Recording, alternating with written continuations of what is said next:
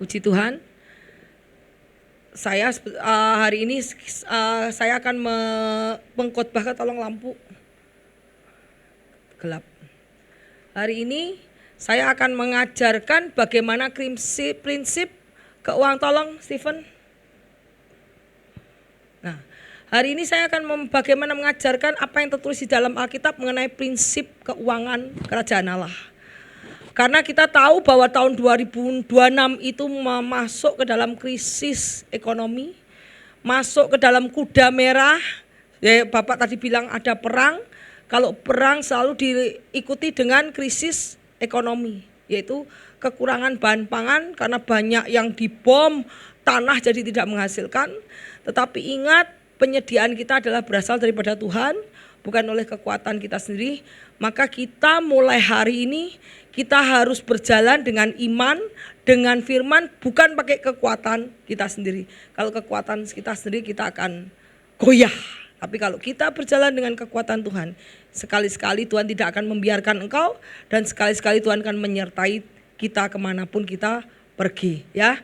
Jadi hari ini kita belajar bagaimana prinsip keuangan kerajaan Allah. Dari sini kita melihat bahwa di dalam kerajaan Allah itu ada hukum. Setiap kerajaan punya hukum, punya peraturan, punya pemerintahan. Dan kerajaan Allah itu hukum.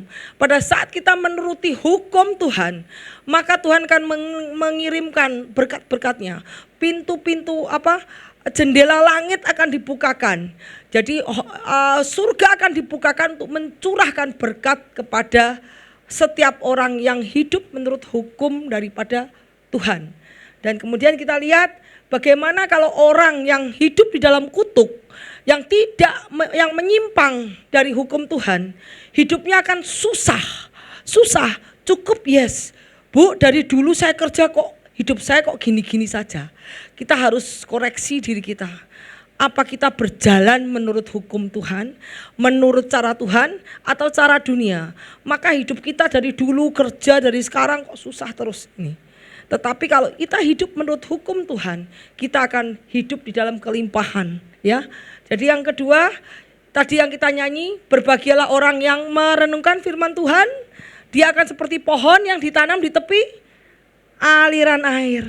Kalau di tepi aliran air, dia tidak akan mengalami panas terik. Sekalipun mengalami panas terik, tetapi air dia akan selalu akarnya kuat, sehingga dia tidak goncang. Pada saat akarnya kuat, dia akan mencari air dan tetap berbuah. Tidak, pada saat keadaan kering, dia akan tetap kuat. Ya, jadi kita lihat, carilah dulu kerajaan surga dan kebenarannya. Bagaimana kita dengan iman, dengan percaya dan taat pada perintah Tuhan. Itu berkat dicurahkan dan Tuhan akan supply. Allahku akan memenuhi segala keperluanku menurut kekayaan dan kemuliaan dalam Kristus Yesus. Dan jangan lupa minta. Jadi kita harus minta. Doa, Bapa, berikan kami makanan yang secukupnya hari ini. Ya, Tuhan minta. Dan ketiga, kita harus hindarkan dari dunia. Tidak boleh membuat mamon sebagai Tuhan. Karena zaman sekarang musuh Tuhan bukan lagi patung-patung. Musuh Tuhan adalah roh-roh dunia ini, yaitu termasuk roh mamon. Ya, yuk kita belajar bagaimana prinsip kerajaan Allah mengenai keuangan. Karena saya rindu setiap jemaat di sini diberkati Tuhan. Saya rindu setiap jemaat tidak kekurangan, tetapi saat mereka mendengar firman dan mereka menjadi pelaku firman, mereka diberkati. Tidak lagi mereka meminta-minta, tidak lagi mereka suka menerima, tetapi mereka mulai suka memberi. Karena diberkatilah orang yang memberi daripada orang yang Nah, kalau memberi itu berarti kamu sudah lebih. Kalau kamu masih menerima gini berarti kamu masih kurang. Kalau kamu sudah bisa memberi, berarti tanda kamu sudah lebih. Karena kamu bisa memberi dari kelebihanmu. Ya, kami belajar bagaimana hidup menurut prinsip kerajaan Allah supaya jemaat GBOJ semua diberkati. Yuk kita belajar. Nomor 1, prinsip keuangan kerajaan surga. Ini ada, saya bikin seperti 22 slide Jadi aku pikir enggak bakal bisa selesai. Tetapi tolong kalau yang hari ini datang, minggu depan datang, step-stepnya saya kalau bikin khotbah tuh step-stepnya lengkap banget, jadi banyak. Jadi kalau kita teliti, sadar dan gue melakukan, saya percaya minggu ini kamu melakukan, aku percaya penghasilanmu akan naik banyak. Karena itu yang terjadi dalam kehidupan saya. Jadi apa yang sudah berlaku dalam kehidupan saya praktekkan dan saya sebarkan kepada jemaat supaya jemaat semua diberkati, mendapat berkat yang sama. Kalau Tuhan memberkati saya, Tuhan yang sama juga memberkati saudara semua sekalian. Ya, jadi kita lihat kita harus prioritaskan Tuhan dulu sebagai sumber berkat. Jadi kita harus sadar sumber berkat itu bukan tangan kita, bukan keahlian kita, bukan kehebatan kita, bukan koneksi kita, bukan aku punya bos yang hebat, oh bukan. Kalau saja Tuhan murka, kamu bisa dipecat hari ini, percaya? Percaya? Kalau tidak percaya, kamu sombong sama Tuhan. Nanti Tuhan akan membuat kamu dibenci bosmu, tiba-tiba saja kamu dikeluarkan, diomeli, dikeluarkan hari ini. Bisa terjadi. Jadi kamu tidak boleh membanggakan kehebatanmu, lamanya kamu kerja. Saya lama, saya sama bos bisa kayak kawan, kayak teman sendiri, kayak anak sendiri. Oh belum tentu. Kalau Tuhan tidak berkenan, bosmu bisa memecat kamu hari ini dan kamu bisa jobless. Kalau jobless artinya apa? Tidak punya uang. Ya, jadi kita harus sadar bahwa sumber berkat kita datangnya dari Tuhan. Itu dulu nomor satu. Kemudian kita lihat, kalau sumbernya dari Tuhan, kita harus menyenangkan sumber kita, betul? Kalau sumbermu disenangkan, kamu pengen apa sih? Aduh, kamu stres kenapa? Aduh Tuhan, saya butuh uang untuk anak sekolah. Alah, anak sekolah gampang, langsung Tuhan berikan. Jadi kalau kita tahu sumber kita adalah Tuhan, we have to pleasing our resources. Kita harus pleasing, menyukakan sumber kita. Dia Tuhan yang memberi berkat, yang memberi uang tuh harus disenangkan. Ya, jadi kita harus pleasing sumber kita yaitu Tuhan. Yang pertama kita lihat apa sih maunya Tuhan, apa sih sukaannya Tuhan, dan apa sih yang Dia benci. Aku harus belajar. Misalnya anak menyenangkan orang tua, mama sukanya apa sih? Sekolah Cynthia bikin jengkel aku bisa dengan apa? Sin gini, gak mau ah. Sin pergi gini, gak mau ah. Itu menyenangkan atau tidak? Tidak. Kalau Cynthia mau menyenangkan orang tuanya, dia akan, mama tak beliin ini. Aku tahu mama sukanya ini. Mama sukanya ini, mama gak suka ini. Anak akan belajar apa kesukaan orang tua, apa anaknya enggak suka, apa orang tua enggak suka, anak akan belajar. Sehingga anak bisa pleasing orang tuanya dan orang tua akan memberikan apa yang anak butuhkan. Tetapi kalau anak disuruh ini enggak mau, disuruh ini enggak mau, gimana orang tuanya bisa pleasing anaknya? Betul? Betul? Makanya kita harus tahu sumber kita siapa.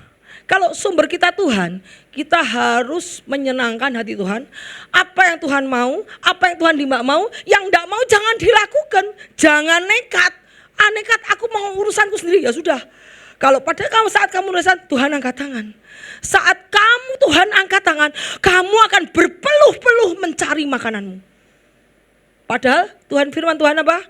Tuhan memberikan makanan kepada berkat kepada orang yang dikasihnya saat gak usah berpeluh.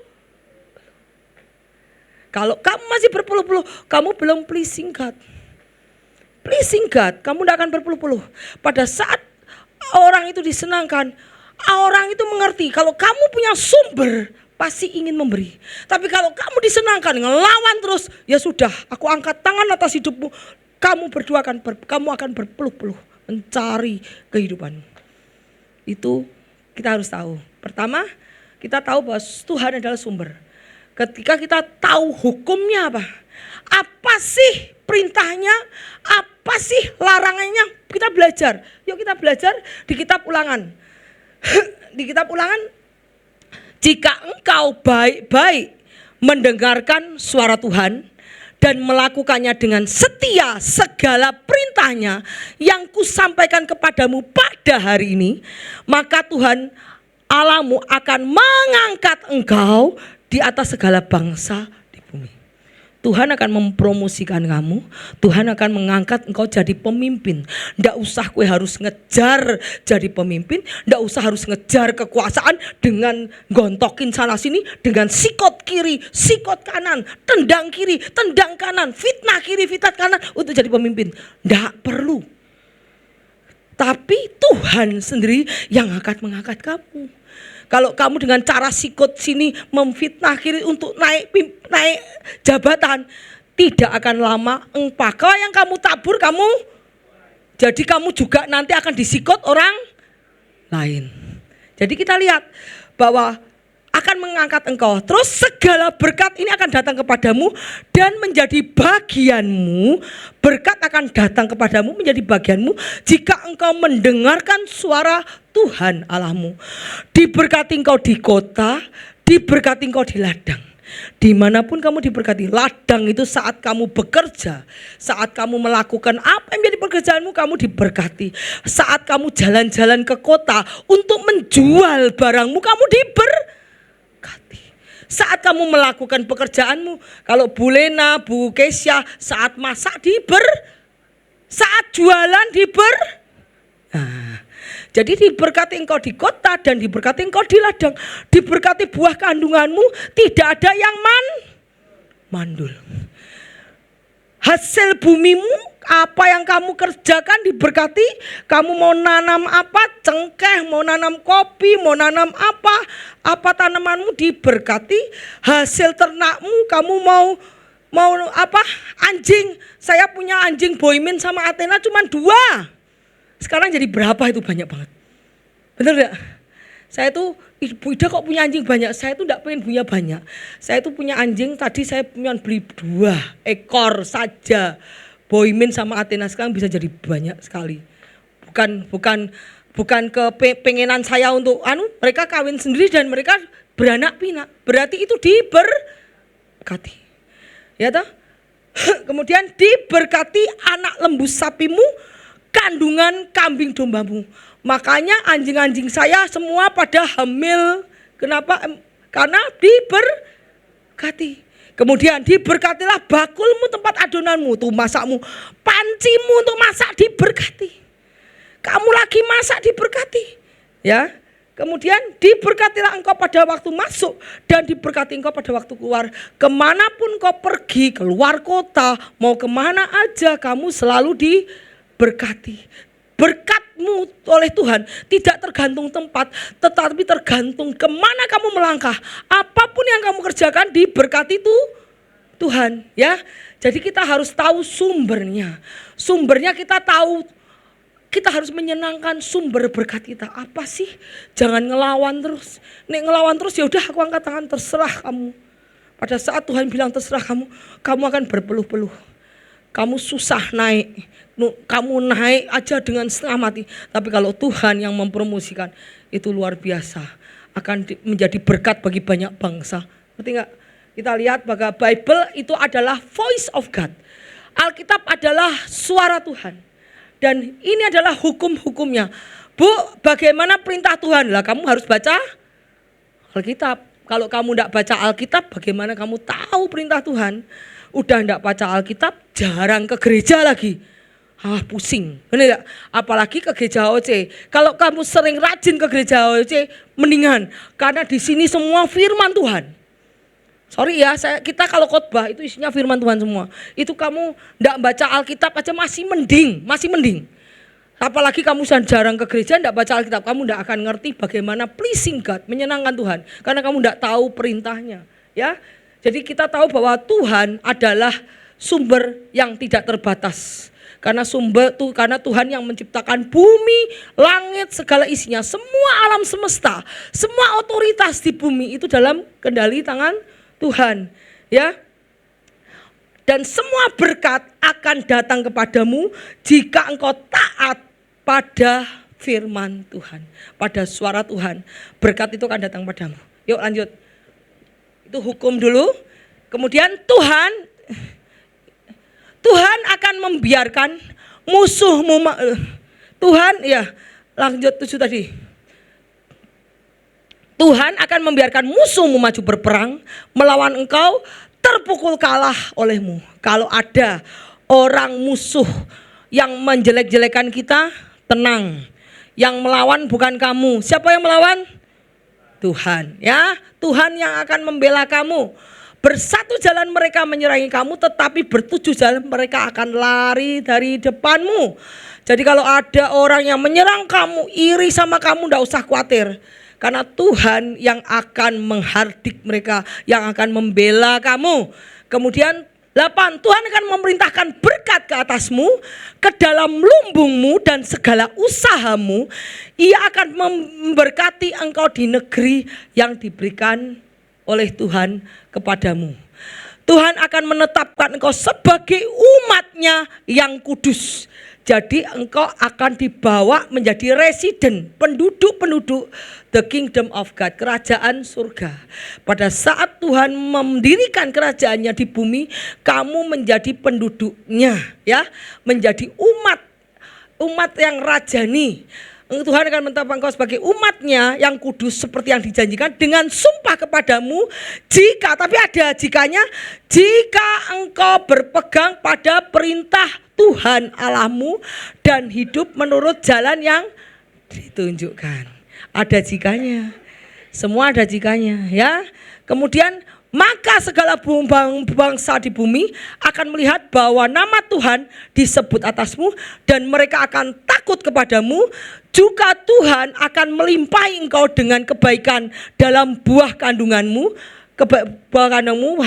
kandunganmu, hasil ternakmu, dalam hasil bumimu, di tanah yang dijanjikan Tuhan dengan sumpah kepada nenek moyangmu untuk memberikan kepadamu. Ya, ini jadi berkat Tuhan, ini hukum Tuhan. Jika engkau mendengarkan firman Tuhan dan melakukannya dengan setia, maka pasti kamu diberkati. Saya bilang pasti, karena ada kepastian di dalam firman, ada kepastian di dalam janji Tuhan.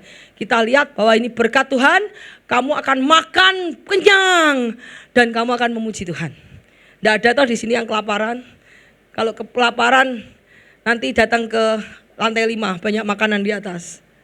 Ya, kemudian choice, pilihan ada di tanganmu. Kamu mau taat sama Tuhan atau kamu mau tidak taat sama Tuhan. Itu pilihan di tanganmu. Di sini ada life. Pada saat engkau taat kepada Tuhan, engkau menyenangkan hati Tuhan, ada kehidupan dan ada berkat. Pada saat engkau enggak mau, aku enggak mau ikuti jalan Tuhan, aku mau sak penakku dewe, aku mau sak karepku dewe, aku enggak mau ikut Tuhan, aku enggak mau taat, aku enggak mau setia sama Tuhan, aku mau egoku yang lebih tinggi, aku mau seenakku sendiri, aku punya uang, aku bisa hidup tanpa Tuhan. Kalau kamu melakukan seperti itu berarti kamu tidak taat, dan pada ketidaktaatan ada kutuk dan ada kematian. Jatuhnya apa? Ranjang orang sakit. Betul? Banyak orang yang sekarang hidup dalam ketidaktaatan, hidup dengan mau-maunya sendiri, dan Tuhan membiarkan lari-larinya ke apa? Ranjang orang sakit. Ya. Padahal kalau kita hidup seturut Tuhan, Tuhan akan menghalau sakit penyakit daripada kita. Kita diberi kesehatan, kita diberi kelimpahan. Ya, yuk kita lanjut.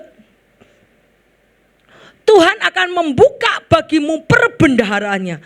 Berarti Tuhan punya perbendaharaan, punya tabungan di surga yang melimpah, yaitu langit. Perbendaharaannya Tuhan itu langit, untuk memberi hujan bagi tanahmu pada masanya dan memberkati segala pekerjaanmu, sehingga engkau memberi pinjaman kepada banyak bangsa, tetapi engkau sendiri tidak memberi pinjaman. Engkau tidak meminta pinjaman. Jadi karena engkau berlimpah, engkau bisa meminjami orang, tidak meminjam. Ya, Tuhan akan mengangkat engkau menjadi kepala dan bukan menjadi ekor. Engkau akan tetap naik bukan turun.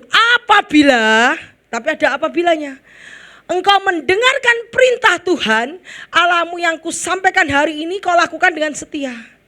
Apabila, jangan Tuhan menangkat engkau dengan Tuhan mengangkat engkau jadi kepala, bukan ekor. Kau akan terus naik, tidak akan turun. Tapi tidak ada kelanjutannya. Tapi kamu hidup seenak-enakmu sendiri, masih hidup dalam dosa, masih hidup dalam rebellion itu apa namanya? Pemberontakan kepada firman. Gak bisa, itu tidak akan terjadi. Tetapi pada saat engkau taat kepada Tuhan, aku percaya bahwa pada saat kau mendengarkan firman Tuhan, Tuhan akan mengangkat engkau, terus akan naik. Apabila engkau mendengarkan Tuhan Allahmu yang kusampaikan pada hari ini, kau lakukan dengan setia.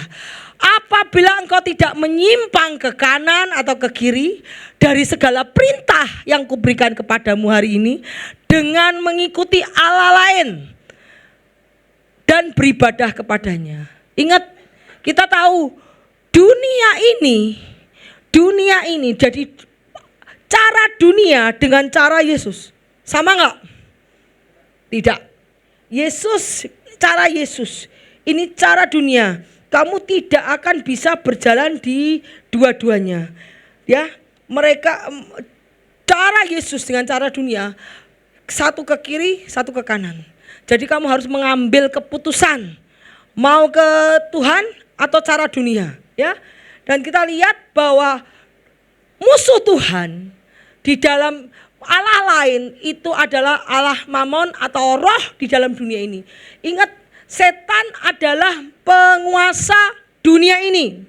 Ya, setan adalah yang menguasai dunia ini. Dunia ini di dalam kendali setan. Setan menjadi Allah lain. Setan menjadi Allah dunia ini. Ingat waktu Tuhan dibawa ke mana? Dicobai. Tuhan mencobai 3, satu kesombongan, keinginan mata, keinginan daging, yaitu dunia ini, kemewahan, harta dunia, juga keinginan daging, keinginan mata, itu semua roh-roh dunia ini. Jadi musuh Tuhan adalah roh dunia ini atau mamon. Jadi jika kita mengikuti mamon, kita jauh daripada Tuhan. Kita lihat bahwa setan itu menguasai dunia, dan setiap orang untuk mengalahkan dunia harus pakai iman. Pakai iman gimana? Kalau sekalipun ada terjadi yang tidak enak, tetap aja bertahan dengan iman. Tetap aja percaya dengan iman. Aku percaya kok Tuhan menolong. Percaya tolong. Jadi imanmu akan terus ditingkatkan sama Tuhan sampai engkau menjadi sempurna. Bu, level iman beda betul. Tapi setiap anak-anaknya diberi progres untuk menjadi sempurna. Sama seperti Tuhan sempurna. Level iman kita bisa anak-anak. Tapi level kita, Tuhan akan memberikan lagi ujian supaya iman kita naik level. Dari anak-anak menjadi dewasa, menjadi remaja, imannya menjadi dewasa. Menjadi iman walaupun tidak didapat. Tahu enggak? Dewasa tuh iman sekalipun kamu doa enggak dapat. Percaya enggak? Ingat iman seperti apa? Sadrak, Mesak.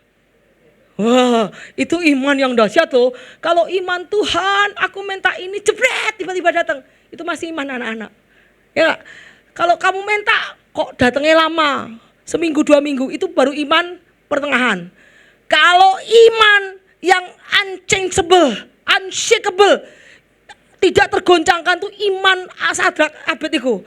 Sekalipun engkau tidak menolong aku tidak akan menyembah patung raja. Wow, dahsyat itu. Sekalipun aku mati, aku tetap percaya sama Tuhan. Itu sudah iman yang radikal, iman yang dewasa. Tuhan sedang membawa kita ke sana. Ingat gak? Harus siap. Anak-anak Tuhan harus siap. Kenapa? Karena tanpa iman kita tidak akan berkenan sama Tuhan. Tuhan tidak akan membuat iman kita anak kecil. Tidak terus dibuat iman kita kayak anak-anak. Tapi kita iman akan menuju ke radikal. Ya, kita belajar nanti beriman. Karena setiap orang yang lahir dari Tuhan itu akan mengalahkan dunia. Dengan kemenangan kita mengalahkan dunia dengan iman kita. Iman yang pada saat kita tidak dapat apa-apa. Iman yang pada saat kita sulit. Pada saat kita susah, pada saat kita iman seperti Petrus, pada saat dia penjara, dia tetap memuji Tuhan. Sekalipun tidak dilepaskan, dia memuji Tuhan. Sampai Tuhan tidak datang mengirimkan sendiri. Iman seperti Sadrak, Mesak, Abednego, iman seperti murid-murid Tuhan. Sekalipun mereka disiksa mati, mereka tetap memuji Tuhan. Itu iman yang radikal. Dan kita sedang dibawa ke sana. Supaya kita meninggalkan roh dunia ini. Meninggalkan kenikmatan dunia ini. Yaitu harta, benda dan semua itu. Keluarga, semua itu termasuk idol ya. Kita tinggalkan semua. Sehingga fokus kita hanya pada Tuhan. Ya. Kemudian kita lihat bagaimana kita tidak bisa mengabdi kepada dunia. Roh dunia ini pride, keinginan mata, keinginan daging, ngomong, itu semua keserakahan, itu semua mengejar harta, kenikmatan, pleasure, itu semua roh dunia. Kita tidak bisa menyembah kepada dunia dan menyembah kepada Tuhan. Kita harus memilih, ya. Jadi kita harus memilih apa yang ada dalam pikiran kita, apa yang kita utamakan. Persekutuan dengan Tuhan, sumbernya, atau kita mencari uangnya dulu. Kadang-kadang orang begitu dikasih orang tuanya sama mainan, orang sibuk dengan apa? Mainan, betul ya? Orang tuanya yang ngasih dicuekin. Begitu ada mainan kita sibuk sama mainannya, lupa dengan memberi. Tetapi ingat, kita bukan orang yang seperti itu. Kita ingat pada pemberi sumber. Pada saat kita percaya pada pemberi sumber, mainan kita dikasih lebih banyak lagi, ya. Jadi kita harus fokus kepada yang pemberi sumber. Kita belajar di sini nih. Menurut kitab Ulangan, berkat, yaitu berkat ini datang dari kamu diberkati, kamu masuk keluar, berkat keuangan, berkat kesehatan. Apapun yang kamu kerjakan diberkati, berkat di kemenangan atas musuh. Dan di sini ada kutuk. Kamu dikutuki, kamu hidup miskin. Kalau kamu hidup miskin, kamu harus screening yourself. Mulai screening, kalau Tuhan kok aku miskin terus, apa yang salah dari hidupku? Kamu mulai screening dirimu sendiri. Cari apa supaya hidupku diberkati Tuhan? Apa yang harus aku lakukan supaya aku menempel pada sumber berkat, supaya menyenangkan sumber berkat kita, ya. Dikutuk, keuangan kita dikutuk, hasilnya tidak berbuah. Kita nanam apa nggak jadi, tidak jadi, itu kita lagi dikutuk oleh Tuhan dan kita ditindas oleh musuh kita. Itu kita lagi di dalam berkat Tuhan. Tetapi anak-anak Tuhan akan diangkat oleh Tuhan. Ya, kemudian lanjut yuk. Beginilah firman Tuhan. Terkutuklah orang yang mengandalkan manusia dan mengandalkan kekuatannya sendiri. Roh apa itu? Pride, tahu gak? Kalau kamu mengandalkan kekuatanmu, kamu mengandalkan ke manusia, itu roh sombong yang masuk di dalammu, yang hatinya menjauh daripada Tuhan. Ia akan seperti semak bulus di padang belantara, tidak mengalami datangnya keadaan baik. Berarti kalau engkau mengandalkan kekuatanmu sendiri, kamu susah payah, kamu tidak akan mengalami keadaan baik. Karena ini firman Tuhan tertulis. Ia akan tinggal di tanah angus, di padang gurung, di negeri padang asin yang tidak berpenduduk. Diberkati orang-orang yang mengandalkan Tuhan, menaruh harapannya kepada Tuhan, seperti pohon yang ditanam di tepi air, merambatkan akarnya di tepi padang air dan tidak mengalami panasnya terik, daunnya tetap hijau, tidak khawatir dalam tahun kering, dan tidak berhenti menghasilkan buah. Jadi kalau kau berada di dalam Tuhan, Tuhan akan memberikan air untuk merawat pohon. Pohon perlu air. Tetapi pada saat engkau tidak ada di dalam Tuhan, semuanya akan dibikin kering oleh Tuhan. Jadi kamu tidak mempunyai apa-apa. Kamu terlalu hidup dalam kemiskinan, kekurangan. Tuhan tidak membiarkan anaknya kekurangan. Tapi Tuhan akan selalu memberkati anaknya supaya anaknya bisa menjadi berkat bagi orang lain. Ya. Kemudian kita lihat Mazmur 1 ayat 1, diberkati oleh orang yang tidak berjalan menurut nasihat orang fasik, tidak berdiri di jalan orang pendosa, tidak duduk dalam kumpulan pencemooh. Di sini kita lihat inner circle. Circle itu apa? Teman-teman kita. Teman-teman sekeliling kita lihat. Apakah teman-teman kita suportif, mendukung, atau ada yang iri, Ada yang tidak suka akan kesuksesan kita, ada yang menghalangi, ada yang orang dunia kan tahu, orang dunia kan iri. Kalau ada yang satu sukses dia iri, tukang suka ngerebut atau menghalangi kesuksesan. Kita harus lihat cycle kita pada saat kita berteman, pada saat kita dagang, pada saat kita kerjasama. Kita harus lihat sekeliling kita. Orang yang kita ajak kerjasama, karakternya juga kita lihat. Apakah bisa dipercaya soal keuangan, apakah jujur, apakah soal suka nipu, apakah cinta uang, itu harus diperhatikan ya. Kita lihat, tetapi yang kesukaannya ialah Taurat Tuhan dan merenungkan Taurat itu siang malam. Ia seperti pohon yang ditanam di tepi aliran air, menghasilkan buahnya pada musimnya dan tidak layu, apa saja yang diperbuatnya berhasil. Tetapi pada saat circle kita, orang-orang yang baik, suportif untuk kita, mengasihi kita dengan sungguh-sungguh, kita akan didukung. Kita juga lihat di mana kita bersosialisasi. Jadi kalau kita tetap bersosialisasi dengan orang-orang yang sama kesukaannya Taurat Tuhan, maka apa yang kita perbuat dibuat Tuhan berhasil dan beruntung. Janganlah engkau lupa memperkatakan kitab Taurat itu, renungkan siang dan malam, supaya engkau bertindak hati-hati sesuai dengan apa yang tertulis dalamnya, sebab demikian perjalanan hidupmu akan berhasil, engkau akan beruntung. Jadi kalau kamu ada prospek atau ada tawaran, tanya Tuhan, berdoa sama Tuhan, jadikan Tuhan advisor keuangan, jadikan Tuhan penasehat yang ajaib untuk kamu. Dengan cara apa? Doa. Tuhan, ini ada tawaran ini. Kalau ini dari Tuhan, biarlah tawaran ini terjadi. Tapi kalau bukan dari Tuhan, Tuhan sendiri akan singkirkan. Gitu loh. Ngerti gak? Jadi apapun kalau kita mau invest, mau bekerja apapun, kerjasama dengan orang, kita bawa di dalam tangan Tuhan. Karena biarlah kita minta izin sama Tuhan, Tuhan yang akan membuat segala rencana kita berhasil. Amin. Ya, yuk kita lanjut. Kita lihat bahwa ini habis itu yuk.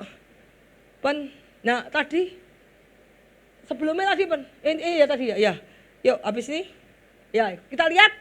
Maka itu setelah kita tahu sumbernya, sumber berkat kita tahu, maka di sini tertulis apa?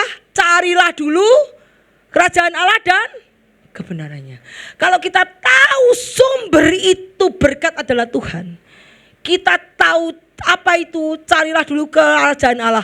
Cari dulu firman-Nya. Cari dulu apa perintahnya. Apa yang Tuhan kehendaki dalam kehidupan kita.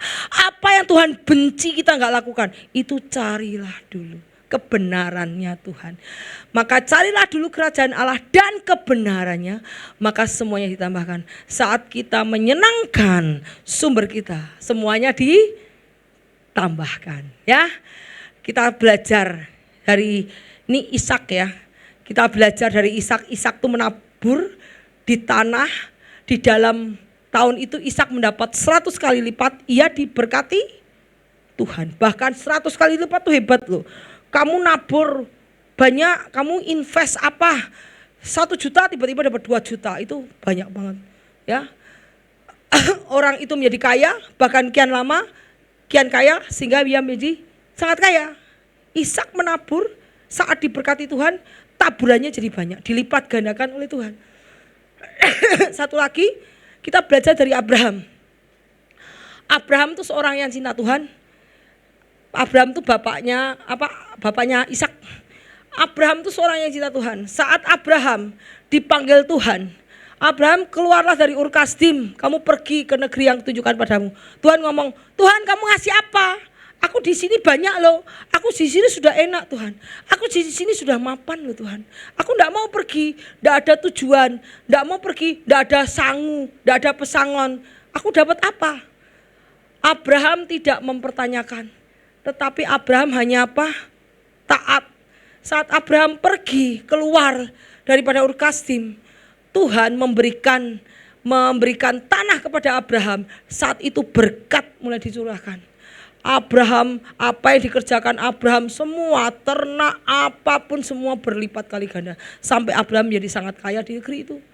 Satu lagi, pada saat kaya, Abraham lupa sama Tuhan enggak? Tidak. Pada saat kaya, pada saat Abraham berperang, menyelamatkan Lot. Ingat Lot kan ditawan itu.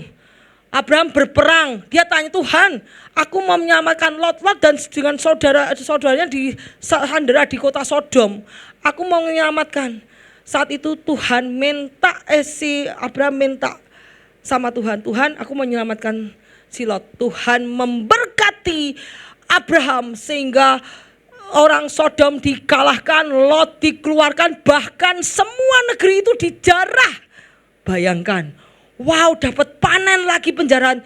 Apakah si Abraham lupa sama Tuhan? Tidak. 1/10 dari semua jarahannya diberikan kepada Malkisedek, imam agung. Karena Lot sadar bahwa berkat, rezeki, pecek, gaji, bonus itu dari Tuhan. Jadi dia kembalikan 10% untuk pekerjaan Tuhan.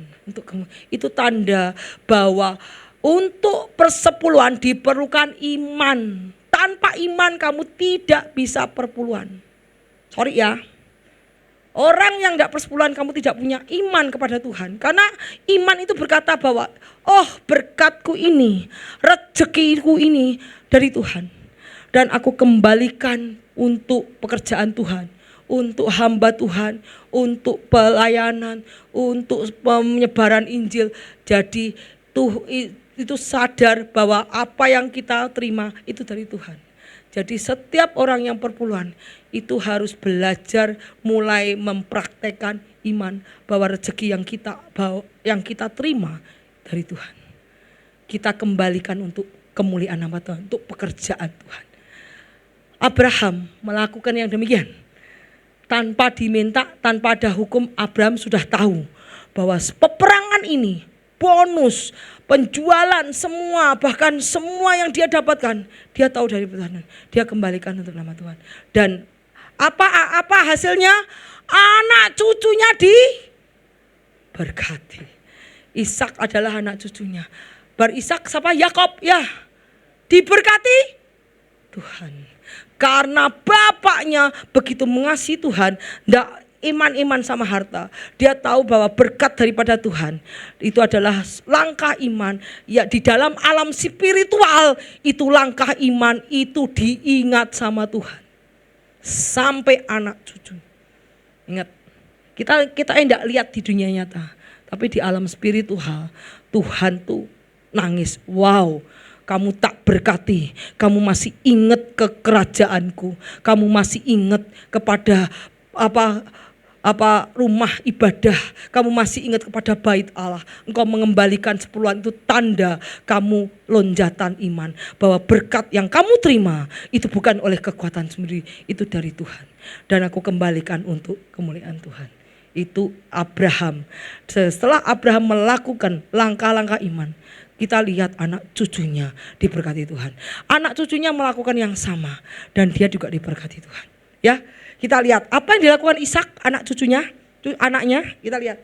Sesudah itu Ishak menabur, diberkati Tuhan luar biasa, menjadi 100 kali lipat. Berkati Tuhan toh? Lupa sama Tuhan enggak? Enggak. Lihat nih, Ishak mendirikan mezbah. Mengucap syukur kepada Tuhan. Tuhan, aku mengucap syukur. Dan kemudian Ishak memasang kemah menggali sumur. Jadi pada saat itu Ishak memprioritaskan Tuhan dengan membangun mezbah untuk Tuhan, mengucap syukur kepada Tuhan. Baru dia memasang kemah. Kemah itu baru keluarga, baru untuk menggali sumur. Jadi berkat itu tidak untuk. Jadi sekarang gini ya, kalau dulu ndak ada uang, sorry ya, dulu ndak ada uang tapi ada crop itu apa? Ternak sama buah-buahan apa ya? Ishak mengorbankan ternaknya untuk kemuliaan Tuhan. Keluarga dulu apa ternak apa Tuhan dulu? Tuhan dulu. Ishak mengambil lembu, bukan dipotong untuk keluarganya, no. Karena dia sadar berkat bukan dari keluarganya, berkat daripada Tuhan. Jadi Ishak mengambil lembu, dipotong untuk Tuhan dulu. Baru kemudian apa? Ia memasang kemahnya baru untuk keluarga. Baru kemudian Ishak bekerja lagi, menggali sumur untuk orang lain. Jadi ingatlah kepada Tuhan yang memberi berkat. Itu adalah langkah iman. Bukan saya ngomong, tapi secara spiritual Tuhan itu memperhitungkan. Ya, kita belajar dari bapak-bapak Alkitab zaman dulu, bagaimana mereka diberkati sangat luar biasa. Sedangkan kita zaman ini jarang diberkati. Kita belajar apa yang mereka lakukan dan respon gimana mereka terhadap Tuhan, dari keuangan mereka terhadap Tuhan. Kita belajar. Yuk kita kemudian lanjutkan. Padahal kita lihat, sia-sialah kamu bangun pagi-pagi, duduk sampai jauh malam, makan roti yang diperoleh dengan susah, kerja keras, susah. Padahal kok Bu Ida jalan-jalan ya, Bu Ida terus enak santai, duit ada. Jadilah orang yang dikasih Tuhan, bukan jadilah orang yang bersusah payah dengan tenagamu. Ngerti gak? Ya, kamu akan mengumpulkan uang dalam pundi yang berlubang. Berlubang itu apa? Kena sakit, ada masalah ini, mobil tabrakan, anak sakit, anak ini, ada kecelakaan, ada ini, ada macam-macam. Ada dicuri orang, ada ketipu. Itu pundi yang berlubang. Terus kita belajar lagi. Berkat Tuhanlah yang menjadikan kaya, susah payah tidak akan mendamainya. Karena Tuhan, berkat itu diperintahkan Tuhan untuk mendekati kamu. Bukan kamu yang ngejar. Tuhan akan memerintahkan berkat-berkat datang kepadamu. Tergantung senangnya Tuhan tuh.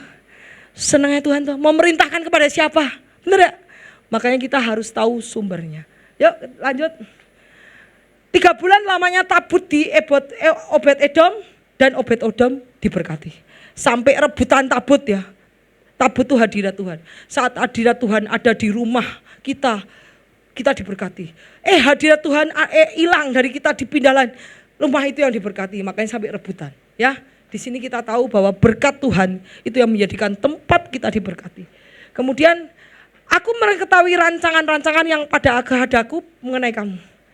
Jadi kalau kita tidak usah takut sama masa depan kita.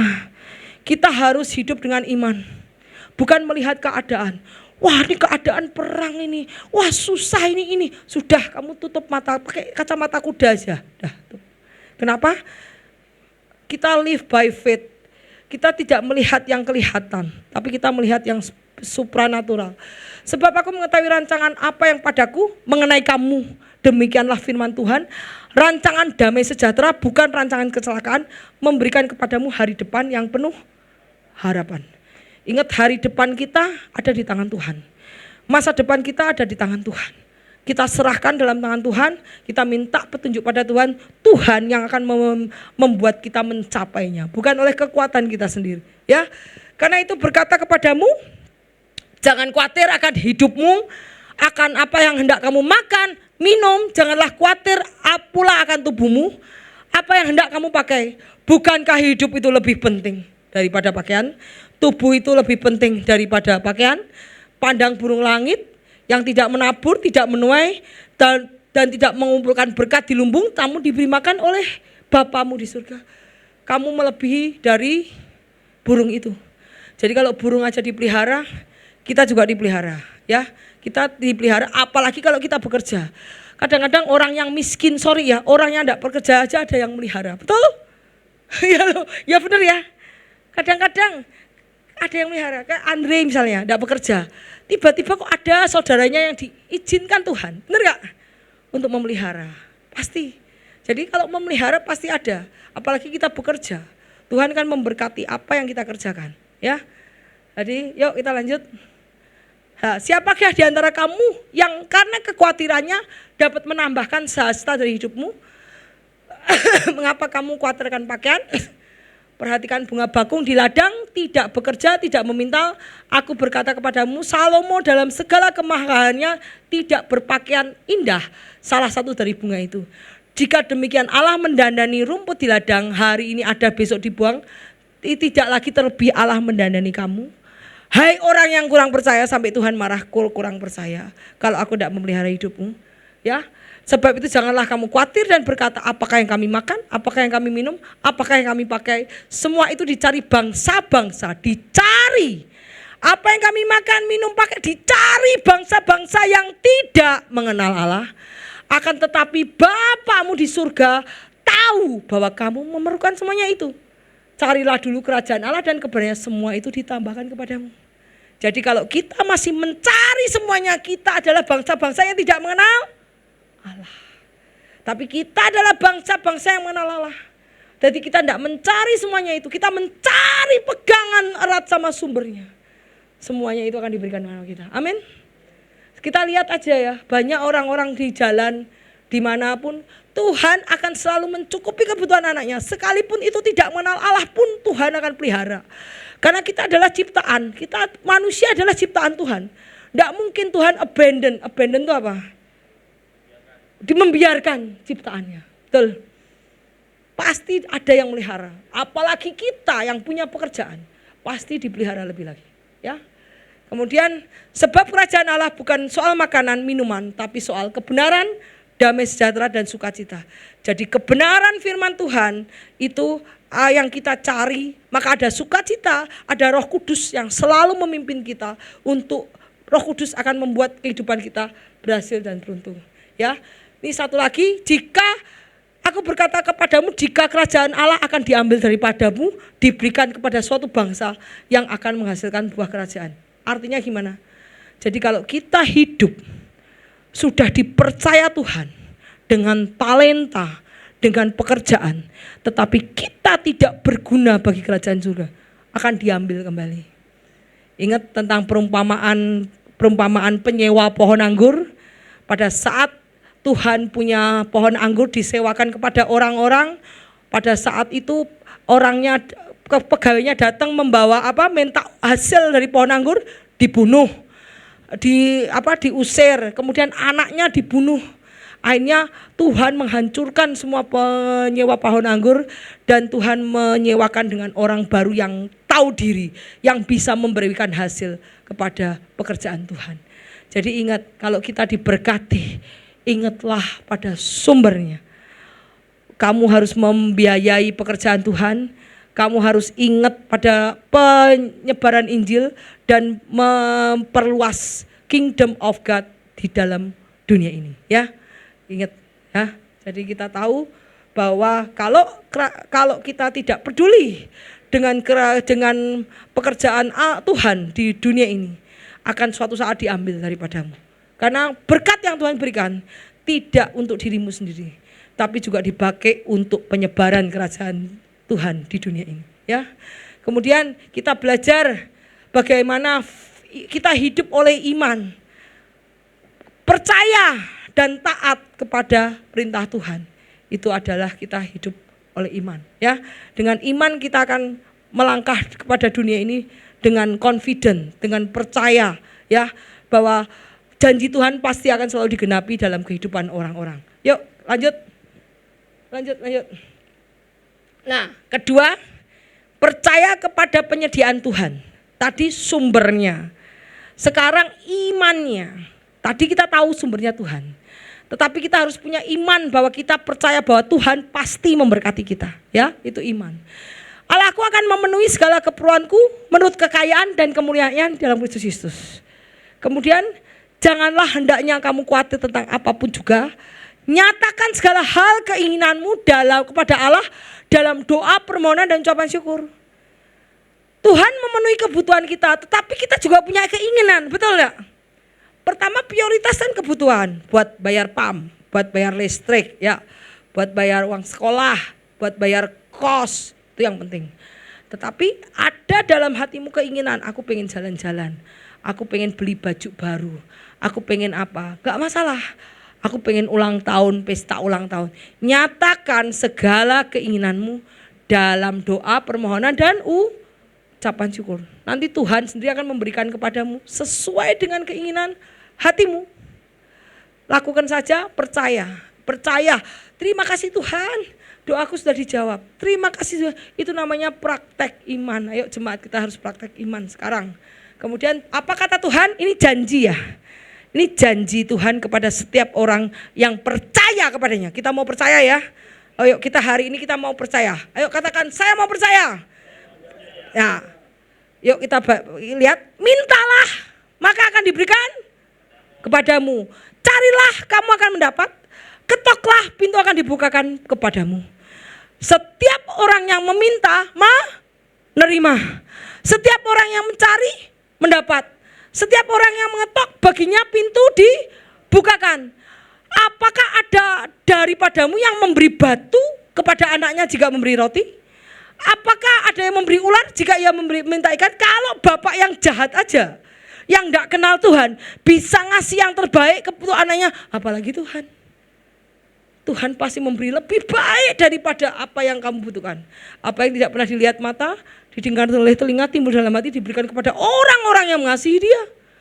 Kita lihat lagi. Jika kamu yang jahat tahu memberikan yang baik, apalagi Bapak di surga, Ia akan memberikan yang terbaik untuk kamu. Minta aja. Saya kalau setiap hari sama Tuhan minta. Dulu kalau bapakku, kamu tuh jangan ngerusui Tuhan loh. Justru Tuhan tuh senang dirusui. Kenapa? Karena itu menandakan kita tergantungan sama Tuhan. Di luar Tuhan kita tidak bisa berbuat apa-apa. Tapi bersama Tuhan kita melakukan perkara yang besar. Karena tidak ada yang mustahil bagi Tuhan. Bagi setiap orang yang percaya sama Tuhan. Ya, minta. Tuhan bilang minta. Kamu minta sama Tuhan, kamu akan nerima. Pintu akan dibukakan. Pada saat kamu pintu dibukakan, kamu akan melihat padang rumput yang hijau. Karena kamu harus minta. Walaupun Tuhan tahu, Tuhan tuh tahu sebelum kamu doa, tahu enggak kebutuhanmu? Tahu. Karena Tuhan tuh melihat hatimu, tahu. Tapi Tuhan pengen diminta. Coba kalau kamu punya anak, merengek-rengek sama kamu minta. Pasti bapak juga akan memberikan kepadanya anak-anaknya, betul? Nah, ya, jadi Tuhan pengen diminta. Itu tanda bukan kamu tidak sombong, tapi kamu bergantung sepenuhnya kepada Tuhan. Karena kamu minta kepada sumbernya. Yuk lanjut. Karena itu aku berkata, apa saja, ini janji. Apa saja yang kamu minta dan doakan, percaya kamu telah menerimanya, maka akan diberikan Jadi kalau kamu minta sesuatu, terima kasih Tuhan, terima kasih Tuhan, doaku sudah dijawab, terima kasih Tuhan, aku sudah menerima ini. Perkatakan terus, sekalipun belum menerima, perkatakan seolah-olah kiriman itu masih di alam roh. Perkatakan seolah-olah jawaban doamu masih di alam roh. Sampai tiba di alam nyata, ya. Oke, terus perkatakan. Aku percaya rumahku laku terjual. Aku percaya daganganku laku terjual. Aku percaya orang ini pasti beli sarang burungku. Aku percaya, aku sering gitu loh. Kalau ada orang ya beli sarang burung ya, kok lama enggak ngabarin, 2 hari 3 hari. Kadang-kadang kita pikir wah ini jangan-jangan enggak jadi beli ke komentar. Gua masuk ke dalam doa. Aku masuk dalam dalam nama Yesus. Aku percaya orang itu beli. Benar. 2 hari lagi Cynthia ngomong, "Mah, ini aku di WA sama dia." Termasuk kemarin anjing Cynthia katanya, "Mah, anjingnya gak jadi beli, orangnya ragu-ragu katanya, gak jadi beli." Aku masuk ke dalam ruang doa, dalam nama Yesus temannya Cynthia jadi beli anjing. Aku bilang gitu, terima kasih Tuhan, temannya Cynthia jadi beli anjing. Cynthia ngomong, "Mah, semalaman temanku kepikiran katanya kepikiran soal anjingnya." Aku bilang gitu. Cynthia bilang, "Mah, temennya katanya kenapa sih enggak jadi beli, dia galau katanya mau beli anjing lain." "Mah, temanku kepikiran soal anjingnya, kayaknya jadi beli mah." Aku masuk ke dalam ruang doa. Ngerti gak? Tuhan memberikan temannya Cynthia mikir anjingnya. Jadi itu terjadi. Makanya lakukan praktek, nanti kamu akan melihat banyak mujizat terjadi. Ya, jadi ini lihat. Karena itu berkata kepadamu, apa yang kamu minta, percaya bahwa kamu menerimanya, maka akan diberikan kepadamu. Kemudian satu lagi, sebelum memulai hari, kamu harus berdoa apa? Pagi hari, sebelum memulai aktivitas. Pagi hari sebelum memulai aktivitas selalu berdoa, Bapa kami. Kita lihat, berikan kami pada hari ini makanan yang secukupnya. Dan kemudian janganlah membawa kami ke dalam pencobaan, tapi lepaskan dari orang yang menipu kamu, dijauhkan. Dari orang yang mau nyerang kamu dijauhkan, dari orang yang menfitnah kamu itu dijauhkan. Jadi pagi sebelum kamu memulai aktivitas kamu, belum kerja, selalu berdoa Bapa kami, ya. Ya, kemudian terus bertekunlah dalam doa dan dalam itu berjaga-jaga dengan mengucap syukur. Ingat mengucap syukur dalam segala hal. Jangan sampai ngomel di dalam mulut kita. Ngomel tidak boleh mengucap syukur. Kalau ada sesuatu yang pengen ngomel, ngomel sama Tuhan. Bukan di depan manusia. Jangan ngomel di depan manusia. Ngomel di depan Tuhan. Tuhan aku gini loh Tuhan, gini tidak apa-apa. Tapi jangan ngomel di depan manusia, ya. Karena itu bertekunlah dalam doa, dalam itu berjaga dan mengucap syukur. Ngomel itu maksudnya unek-unekmu keluarkan kepada Tuhan. Dan mengucap syukur untuk Tuhan untuk apa yang kamu berikan hari ini, ya. Kemudian yang terakhir ini apa? Bersukacita dalam pengharapan, sabar dalam kesasakan, bertekun dalam doa. Saya kasih ayat ini kenapa? Kalau doamu belum dijawab. Kadang ada doa yang sudah dijawab, ada doa yang lama dijawab, ada yang belum dijawab sampai sekarang. Betul? Aku juga iya, ada yang belum dijawab. Tetapi aku melakukan ini. Bersukacitalah, ada pengharapan bahwa doaku pasti suatu saat dijawab. Dan sabar dalam kesesakan, dalam sabar dalam penantian, dan bertekunlah dalam tetap doakan, sabar dalam penantian, waktunya akan tiba. Ya, tidak akan diperlambat, waktunya akan tiba. Tetap berdoa, sabar dalam penantian, dan tetap berharap bahwa apa yang kamu doakan terjadi. Ya, yuk, kemudian lanjut. Nah, ini adalah seek the kingdom. Carilah dulu kerajaan Allah dan kebenarannya. Caranya kita lihat, kalau kamu mencari kerajaan Allah kebenarannya, perintahnya, menyenangkan sumber kita, Tuhan akan open the heaven, the storehouse untuk berlimpah-limpah. Kalau kamu hidup di dalam firman-Nya, kamu diberikan kunci kerajaan Allah, apa yang kamu ikat di dunia akan terikat di surga, apa yang kamu lepas di dunia akan terlepas di surga. Jadi perkataanmu mengandung perintah. Apa yang kamu katakan mengandung perintah. Kalau apa? Kamu hidup dalam firman-Mu. Caranya apa? Jangan bohong. Jangan suka nipu. Kalau bohong kecil sama, bohong kecil, bohong besar sama. Aku selalu berkata jangan bohong. Kenapa? Karena kalau kamu bohong, kamu berkata apa enggak jadi. Ngerti enggak? Kamu berkata apa enggak jadi. Tapi kalau kamu sudah enggak bohong, apa yang kamu katakan benar, kamu tuh berkata-kata bisa terjadi loh. Hati-hati. Makanya perkataan lidah itu, kuasa perkataan itu luar biasa dahsyat, ya. Kecuali terutama perkataan yang baik. Kalau perkataan yang buruk itu pasti terjadi. Kamu mau bohong terus, perkataan buruk pasti terjadi. Karena apa? Setan di sekeliling kita banyak. Dia akan mengambil perkataan yang buruk dijadikan. Tetapi perkataan yang baik tidak akan direalisasikan oleh setan. Yang realisasikan siapa? Tuhan. Dan Tuhan melihat karakter kita. Tukang bohong enggak?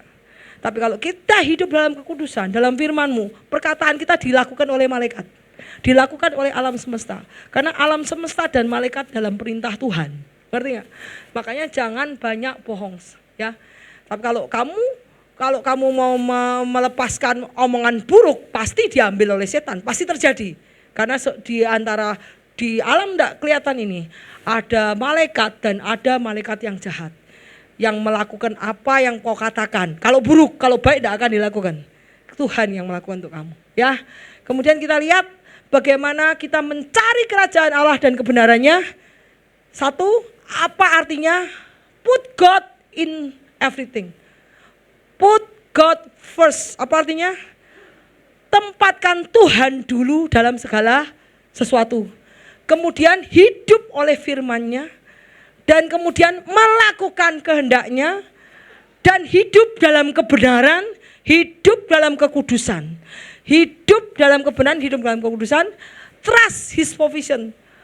Percaya atas kebenaran, atas penyediaannya. Nek kamu tidak percaya tidak susah. Orang yang tidak percaya tidak akan mendapat mujizat. Jadi kita harus latih iman kita percaya. Sekalipun belum dapat, sekalipun kita dalam penantian, tetap beriman, pasti Tuhan berikan. Tetap nekat iman Tuhan berikan. Kita praktek ya. Jadi apa artinya kamu menempatkan Tuhan dalam segala sesuatu, kemudian kamu hidup oleh firman-Nya, kamu melakukan perintah Tuhan, kamu hidup dalam kebenaran, hidup dalam kekudusan, dan kamu percaya pada penyediaan Tuhan. Nah, bagaimana untuk mencari Tuhan setiap hari? Bagaimana cara kita mencari Tuhan? Satu, setiap hari pagi harus doa, baca Alkitab, kemudian taat. OB itu taat, jangan berontak, jangan pakai keinginan kita, jangan aku maunya begini, tidak lagi. Tetapi kamu harus taat kepada perintahnya, kamu melayani orang lain, dan kamu menyembah, dan kamu menghindari dosa. Penyembahan, saya barusan saya baca ada YouTube, ada orang penganut setan itu bilang gini, saya dari 99 orang, 89 saya menghancurkan keluarga Kristen. Tapi saya harus menghindari keluarga yang punya mezbah doa dan penyembahan. Jadi kalau orang itu setiap hari punya mezbah doa, penyembahan, saya enggak berani masuk dan mengganggu. Tetapi kalau orang Kristen itu hanya ke gereja, tapi tidak punya mezbah penyembahan kepada Tuhan, saya bisa hancurkan keluarganya, saya bisa hancurkan keuangannya, saya bisa hancurkan semuanya. Tetapi pada saat orang itu punya mezbah, itu saya lihat, saya kiteri rumahnya, saya selalu hindari. Ya. Jadi di situ kita tahu bahwa hadirat Tuhan, mezbah Tuhan mendatangkan proteksi, perlindungan dalam keuangan kami. Kita ya, untuk yang minggu depan saya lanjutkan minggu depan apa? Minggu depan saya lanjutkan berkat Tuhan melalui pekerjaan, kerajinan, talenta, investasi, skill, keahlian yang Tuhan berikan. Jadi untuk skill, keahlian Tuhan juga akan memberikan berkat, dan ingat semuanya juga Tuhan memberikan hari depan yang penuh harapan kepada kita untuk menjadi berkat bagi banyak orang. Bukan untuk kita makan sendiri, tetapi untuk memberkati banyak orang. Ya, nanti kita lanjutkan minggu depan.